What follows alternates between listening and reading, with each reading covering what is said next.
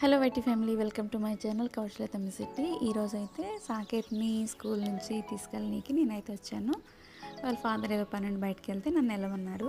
మా ట్విన్స్ని వచ్చేసి మా నైబర్స్ దగ్గర అయితే వదిలిపెట్టి వచ్చానండి. బ్యాగ్ బరువు ఉందని క్లాస్ రూమ్లో పెట్టమన్నాను నేనైతే.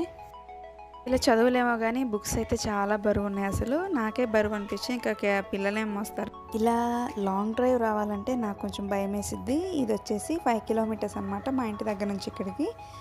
కానీ ఒక్కోసారి తప్పదు, రావాల్సి వచ్చింది. ఎందుకంటే లాస్ట్ ఇయర్ సంక్రాంతికి ఇంకో 1 వీక్ ఉందనగా నేను బండి మీద నుంచి స్లిప్ అయి పడిపోయాను.